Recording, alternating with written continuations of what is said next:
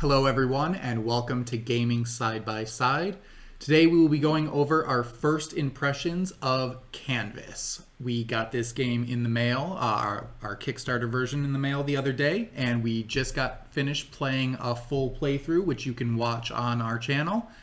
And yeah, this was a fun little game for the first time playing. I don't think we got any rules wrong or anything like that. It's very, very straightforward. It's really simple, but the hardest part is figuring out what you're going to score. Yes. Because you're going to stack things, so things are going to get covered. Yep. You got you seem to have gotten distracted at the very beginning for all the pretty pictures and everything, trying to make an aesthetically pleasing We're like painting. looking at all the examples in here. They look so nice together, and I want mine to look nice like that. I really like the artwork. When the painting comes together, it actually reminds me of one of the cards from Dixit. It does, yeah. Which is like kind of chaos and not really matching stuff going on, but it somehow all fits together to form a nice image. It's really cool.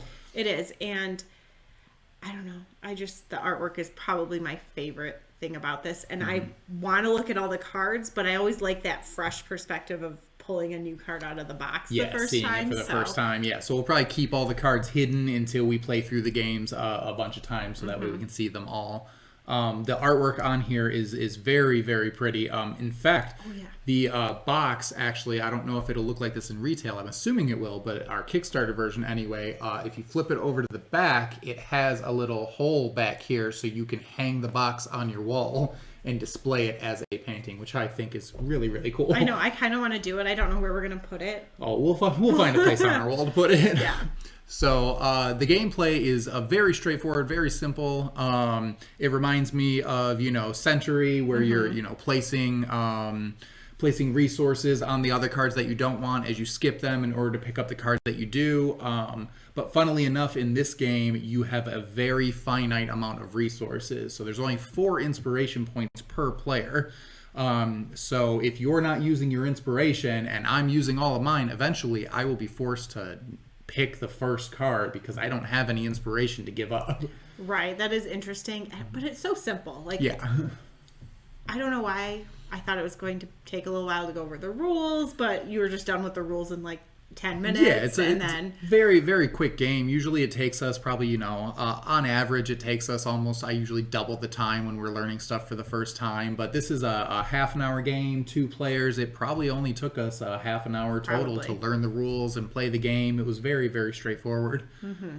So I definitely like it. I'm definitely going to play it again, and we will keep going through, and what we usually try to do is we end up ranking our games. Once we get a full 5 playthroughs of them, we'll put them on our ranking list. So once that happens, we'll come back and film another ranking video to give some kind of final review thoughts and where this actually falls in each of our lists of top games that we have. Yeah, I'm excited for this because it'll be an easy game to pull off the shelf with people who don't play games a lot. Yeah. This is a very quick game. I expect people to catch on to it easily, and this is a very good game that we'll be able to play with your parents, which is something I always judge as how simple of a game is this. Can we play it with Melissa's parents or not? And if we can, then we usually keep it on our shelves, and we really like those types of games that bring us together around the table. So, All right. Thanks for watching, and we are Gaming Side by Side.